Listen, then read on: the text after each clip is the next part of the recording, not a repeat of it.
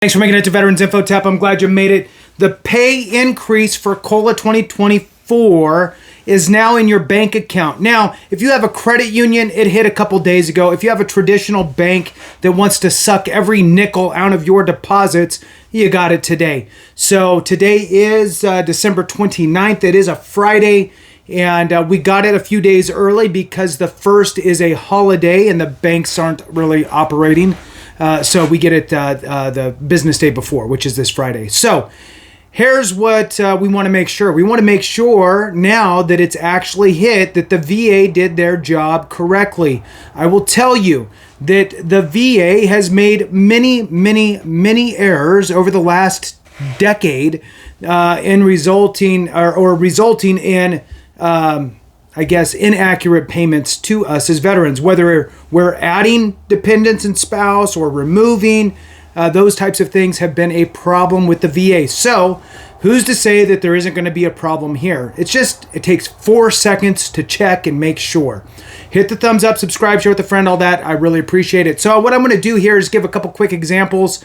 2024 Veterans Disability Compensation rates. This is just on their website. Again, just a couple little side notes as we go through this. If you have a 10% or 20% rating with the VA, it's a flat rate. There is no adding of spouses or dependents. 10% is $171.23. If you're rated 10%, that is the amount you should see in your bank account.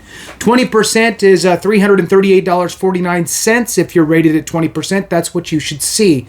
You're probably not going to have any issues, I would imagine, for those ratings. As we move into the 30% and above, this is where there could potentially be some issues. And, I want to make sure that we're all aware of it. So again, just for an example here, let's say that you're a 50% rated veteran, right? Your 50% rating for veteran alone is $1,075.16. If it's less than that, then you need to contact the VA. It should be $1,075.16. Now, what happens if you have a dependent, right? And you're receiving that amount, $1,075.16. However, you have a spouse and you're rated at 50%, but you're not for whatever reason getting the spouse addition. If you have a spouse and you're rated at 50%, instead of being $1,075.16, it should be $1,179.16. So this means if you're receiving the veteran alone rate, this means that the VA is not captured or has not captured the fact that you have a spouse. If you filed a form, then you need to be seeking back pay for that spouse. If you never filed or informed the VA, then it could potentially be on you, and you need to do so as soon as possible. If you have children, same thing.